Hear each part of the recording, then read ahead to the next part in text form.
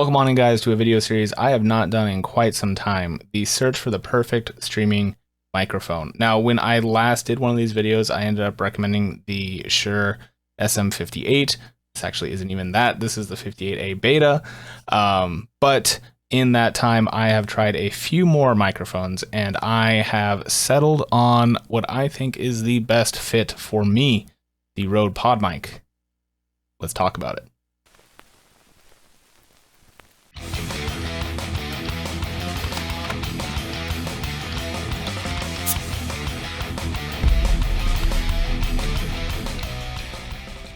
Now, first off, I want to preface this whole review the fact that I am not an audio engineer, nor am I an audio expert. I am just somebody who streams a lot, who watches a lot of videos on gear, and who has tried a lot of microphones. And I really want to drill in the point that audio is a very subjective thing after a certain point. After you get past cleaning it up, after you get past making it just sound good, finding the perfect microphone for your voice is going to be a journey, and it may not be the same as everyone else's favorite mic. That being said, the hype behind this microphone when it came out last year was such that I was interested and I wanted to pick it up and give it a try.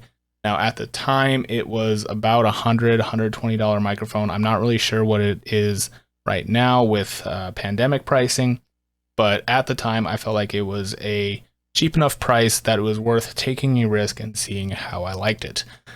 And boy, am I glad that I did, because this turned out to be my all-time favorite microphone. I love how it makes me sound, especially with the wind filter on it. Now, I really do want to put this back on here because I do think it does help those plosives and all of that. So I'm going to do that real quick. And there we go. Perfect.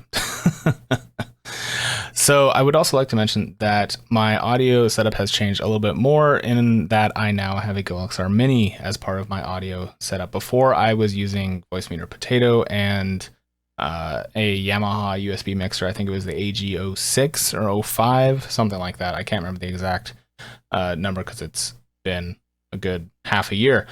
But I would like to shout out that the GoXLR Mini is no slouch when it came to upgrading my audio experience as well. Just the ability for routing and leveling, and just the interface alone for the routing table is such a game changer for streamers. I highly recommend looking into one of those if you're thinking about seriously getting into streaming or equipment, or you just want a really easy audio setup that uses a GoXLR microphone. One of the things that you guys mentioned in prior videos is testing some of the noise rejection. So first off, I'm going to test how it works with my keyboard. Now, in full disclosure, my keyboard is a mechanical keyboard, so it is a little bit loud, but for reference is about 18 inches away from the microphone and more or less behind the microphone. So this is what it sounds like when I am talking and typing, and I'm not particularly hitting the keys hard,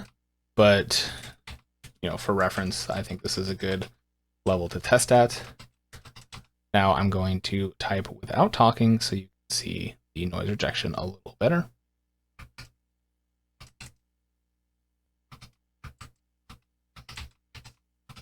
And there you go. Now I'm going to use a white noise app on my phone to test noise rejection and how it works on the side and behind the microphone. So let me get this going. This will be right in front of the microphone, to the right side of the microphone, about 4 inches away, directly behind the microphone, and to the left side of the microphone, again, about 4 inches away from the capsule. So it looks great, it sounds great, the noise rejection is pretty damn good. What are the downsides for this microphone? Well, first off, the build construction overall is pretty fantastic, especially given the price point. Everything is in metal, everything feels heavy and nice. However, the way this microphone is attached to this mounting system via the capsule makes it almost impossible to attach any kind of external shock mount. Now, there is an internal shock mount in here, but as we all probably know, any kind of external shock mount you can give it will provide way better noise dampening from hitting the desk, hitting the pull arm on accident, any of that kind of sometimes unavoidable noise, depending on how into your games you are. Another thing, again, about this frame is that it is a little limiting in certain layouts. If you are tending to have your mounting arm high up above or down low, or have some more actuation in your mounting arm for your microphone, this won't ever really be a big deal. But with my straight boom arm, it does make it a little limiting in how I can position this microphone, because it does only rotate so much before it starts bumping up against its own mounting system. Again, probably more of an issue for my own setup than most people's, but it is something that is kind of annoying, and I am working on a solution for it. I think just a 90-degree 3/8 adapter will fix it for me, but just something to keep in mind if you want a similar kind of setup. And that will just about do it. Again, this is an amazing microphone for the price. If you're looking at upgrading your audio setup from a Blue Yeti or any other kind of USB microphone, I would highly recommend checking this one out. Again, it's even better paired with a GoXR Mini. Link to both and this foam screen are in the links below. They are affiliate links. They do help out the channel and help me keep testing all these microphones. I also stream on Twitch if you ever have any questions about gear or just want to talk shop. And thank you for checking out the channel.